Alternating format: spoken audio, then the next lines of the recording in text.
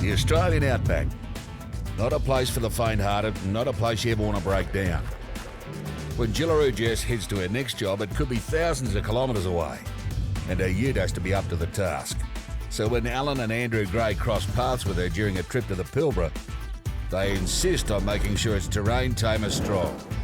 Hours in the humidity, lots of parts installed, and Alan exhausted from telling everyone what to do. You finished yet? Will Jess's ute be out back ready?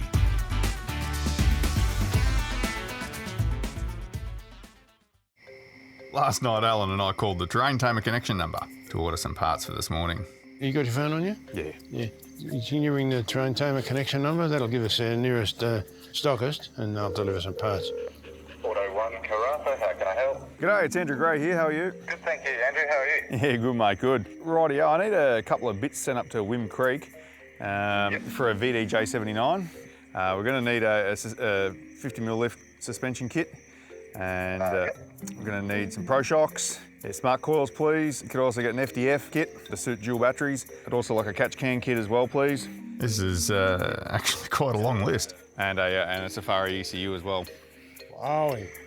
All right, no worries. We'll get that all organised and sent out to you first thing in the morning. Fantastic. Thanks very much for your help, mate. Anytime. Appreciate it. Have a good one. Thank you. Through. Hear that, George? Getting some upgrades.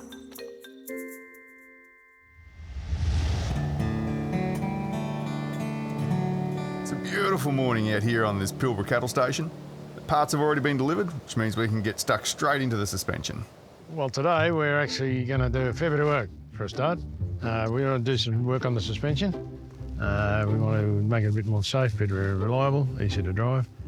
So we'll get going before and after tests. Good to back the figures up. Yeah, okay. You got a pencil and paper? We've got everything. Oh, I got everything. All right. Rightio. Let's go. Do it. Rightio, so I'm just checking the shock temperature on the passenger side. It's coming up to 31.6 degrees. To do the temperature test for the shockies, I had to get them really hot, which was a lot of fun. Don't tell Mum. All right, so it's all about maintaining a constant speed. Yep. Just so long as it's repeatable, and then that way we get a good, accurate information. And hopefully it's the same as all that data that Alan's been writing down over the last 3.5 weeks. After driving the ute at 80 kilometres an hour for around about 6 kilometres, we checked all the shocks again to see if the temperature has risen. Before we replace the shocks, we also want to do a swerve test to see how the existing suspension is handling things. When Alan said he was going to do a swerve test in my car, I was like, yeah, righto, I'll hop in too. So what we're going to do here, we're going to check the swaying of the vehicle when I go in and out these cones, and we're going to compare that with a different spring setup, and for a safer, better drive. How fast I got through here?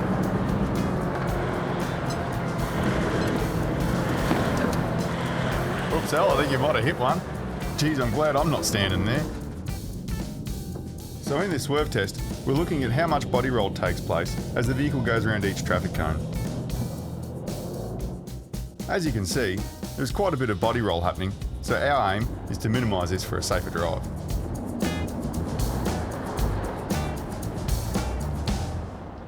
Rightio, let's get these shocks off.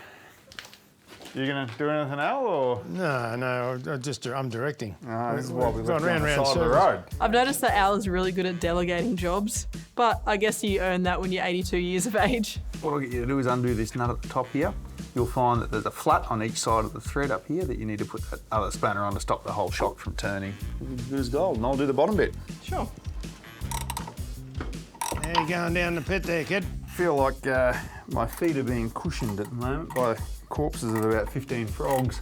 How generous of them. I know. They gave their lives so you could be comfortable. I'll get you a shovel. You can bring those frogs up for lunch if you want to. Oh, I don't know about that. Uncle Al is known for having a strange diet. There we go. So the shock absorbers, you got them off at last. That's good. I don't know what you'll be doing under there, but they're off now.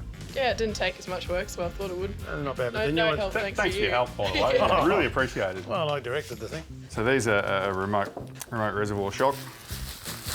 Some people call them remote canister. It all depends on how you want to describe it. So what's the benefit of the remote reservoir? Just to give you a bigger volume of oil and gas, basically, and because it's separate from the shock, it can cool as well, and as the air goes past it. Also, features 8 levels of selectability for rebound and and compression. And the best bit is it's easily accessible from outside of the vehicle. So this is quite a user-friendly system. And let's get going down there and put them on. Are you volunteering? Yeah, I volunteered the information. You gonna sit in your chair again? Oh, well, that's the only way I can see him working. I think Jess's vehicle is very good. It's original. They're good to start with. But there's some things about them that the manufacturers haven't really thought about. Suspension, certainly, we can improve that out of sight. Okay, so I've just put in one bolt up here, and so I can get the orientation of the bracket correct, and then I'm going to use the second hole that's pre-drilled in the bracket as a guide to drill the second hole. There we go. Rightio, once we get this mounted up, we'll go straight over the other side. Now that we've done it once, the other side takes no time at all. It's time to go for a comparison test. So it's time to just do a bit of a comparison for starting temperatures. 32, and all right, let's go for a drive, see what we can get them up to. Sure.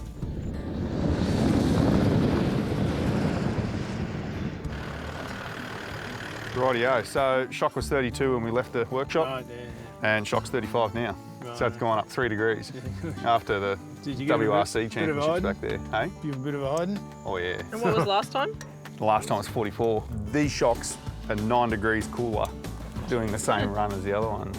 That was only a short drive, but It if I'm wasn't. doing 2,000 Ks, that's a huge difference. It is a huge difference. Yeah. With the sun setting and us buggered from a long hot day, we decided to tackle the rest of the suspension in the morning. We've put some nice new shock absorbers on there, really first class.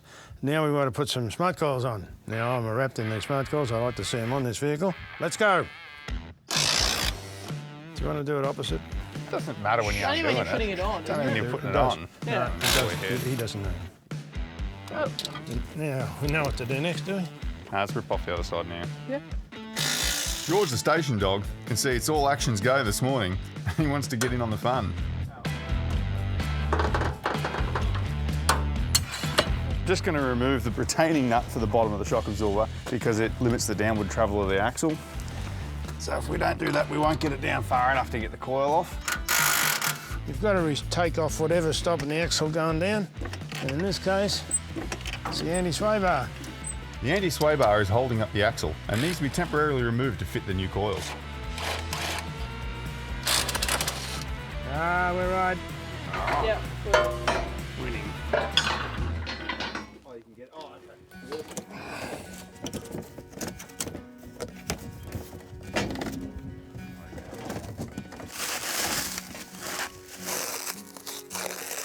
Certainly well packaged, isn't it?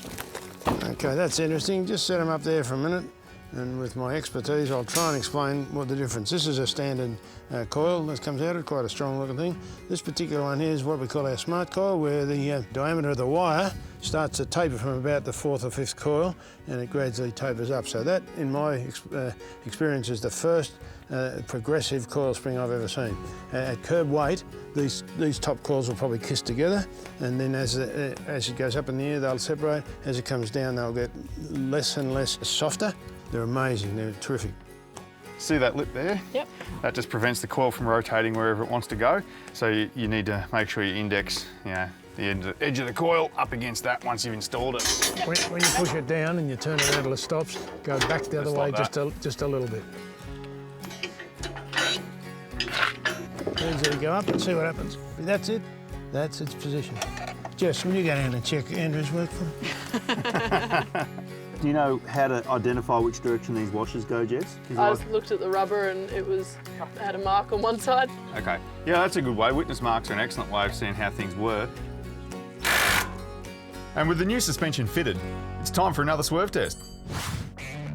Okay, we're down here to do this check on us on this swerve test to see if these smart coils are any better. This beats sitting behind a desk, I can tell you.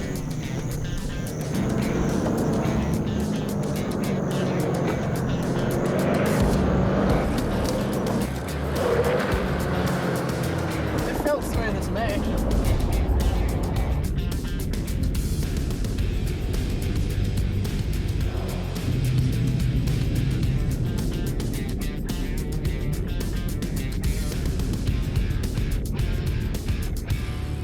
With the improved suspension fitted and a much safer and comfortable ride for Jess, it's time to call it a day and get ready to do some work under the bonnet tomorrow.